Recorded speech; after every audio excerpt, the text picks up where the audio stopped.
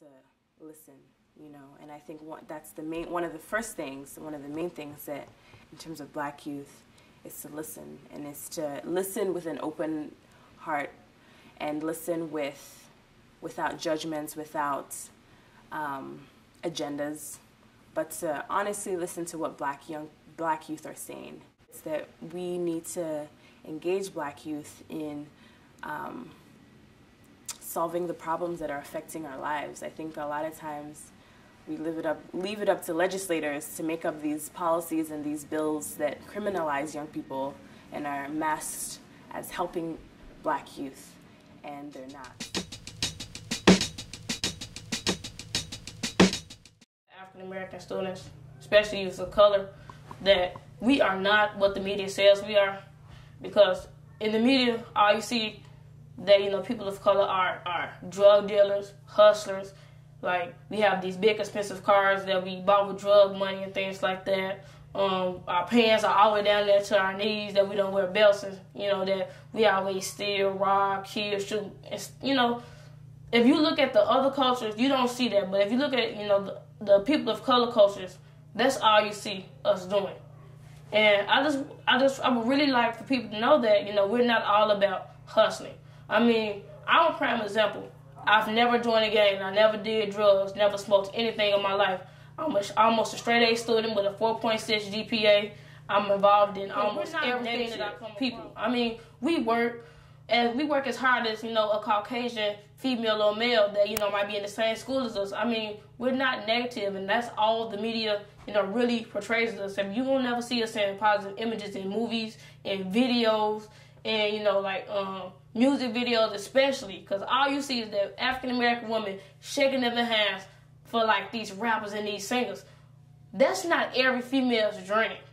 We have youth that really want to become doctors, physicians, that want to become lawyers, you know, really people that really can make a change in this world. Some of the things I learned from living with Bill and Kevin are hard work. I emphasize hard work. From the first day, I had to do homework. I wasn't used to that. And I wanted to quit a couple of sports, but I had to endure, and I got better at it. And I became one of the star players. I like to play professional football, but that's really a small chance. So I would like to become a defense lawyer. My dad's a prosecutor, and hopefully I'll see him in court sometime and go against him. Finally, the most valuable player, I don't really think that there's much debate went into this one, considering I think you scored about maybe 92% of all of our points. Something like that. A good majority of all our points were scored by Cardington Del Hall.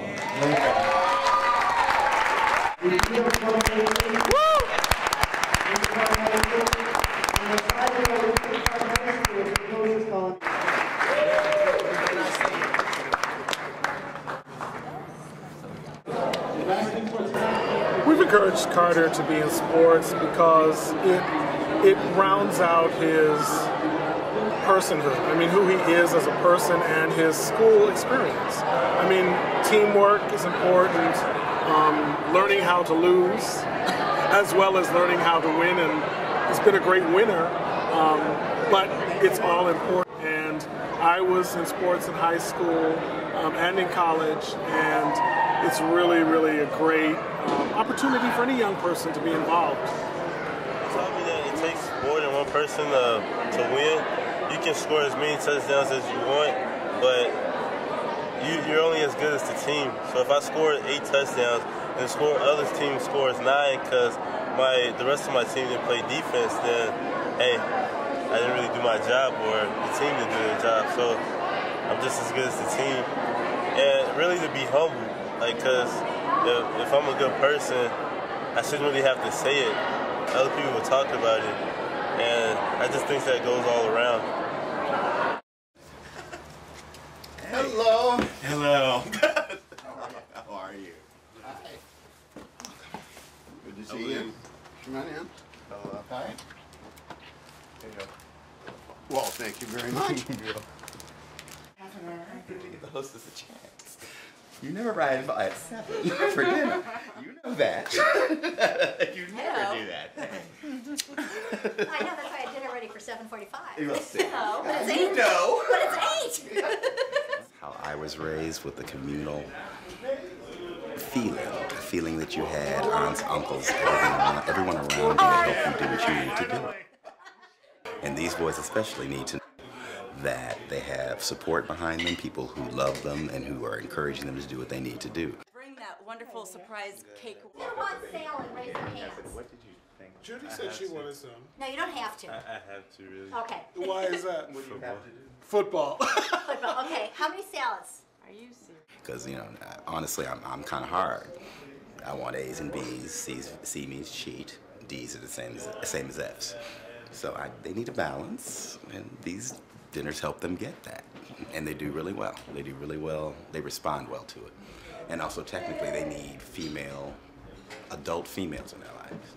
And my sisters provide that just excellently. They talk to them about things they can't talk to me or Kim. Perhaps someone should thank God. It's not unusual.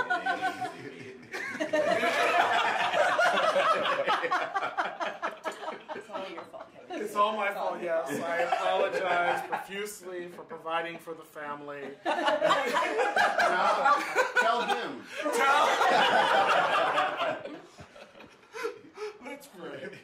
God, we thank you for family, and we thank you for laughter. We thank you for all the things that you've given us, and we thank you because you are the God of our lives, and you guide us and keep us and love us, even when sometimes we don't love ourselves. But most of all, we thank you for relationship, and we thank you for all the things that you've done for us, and keep us laughing, keep us loving, and keep us as one. Amen. Amen. That's what I was going to say.